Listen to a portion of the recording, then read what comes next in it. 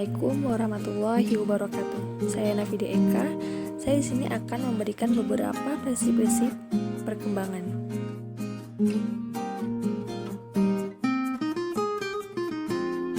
Yang pertama, ada proses perkembangan berlangsung selama seumur hidup atau tidak pernah berhenti. Bisa dibilang never ending proses. Artinya, proses ini terjadi secara berkelanjutan dari proses yang sebelumnya, termasuk juga perubahan-perubahan yang terjadi. Karena perubahan-perubahan selalu terjadi baik dari segi biologis maupun psikis.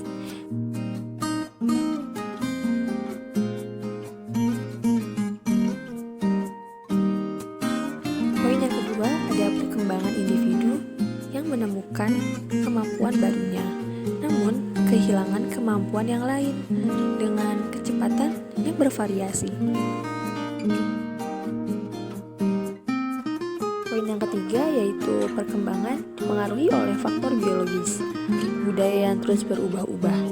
Misalkan, ketajaman sensorik, koordinasi otot melemah berdasarkan bertambahnya usia. Namun, dukungan kebudayaan akan semakin meningkat untuk menunjang kehidupannya.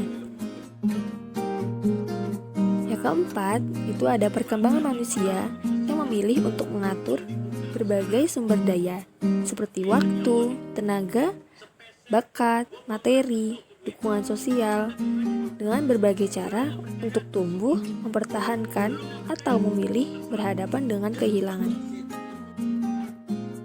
Poin yang terakhir yaitu yang kelima, perkembangan manusia yang dapat ditingkatkan dengan cara berlatih atau pelatihan, misalkan kekuatan mengingat dan belajar berbicara.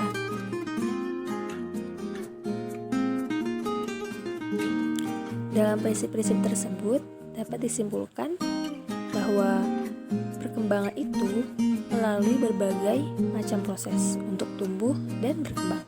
Manusia sebagai makhluk hidup juga berkembang dan terus tumbuh setiap harinya. Manusia memiliki 5 fase mulai dari perkembangan dalam hidup, yaitu fase saat bayi, fase anak-anak, fase remaja, fase dewasa, dan terakhir fase lanjut usia. Nah, tahapan-tahapan tersebut itu membuktikan bahwa manusia berkembang terus-menerus hingga meninggal. Semua makhluk hidup juga begitu, tetapi mungkin tahap perkembangannya saja yang berbeda. Jadi, perkembangan itu tuh sejajar dengan pertumbuhan yang selalu beriringan dan sejalan. Jadi, jika adanya proses perkembangan, pasti pertumbuhan pun juga akan terjadi. Sekian dari saya, terima kasih atas perhatiannya. Maaf jika bila ada yang kekurangan atau ada kesalahan. Assalamualaikum warahmatullahi wabarakatuh.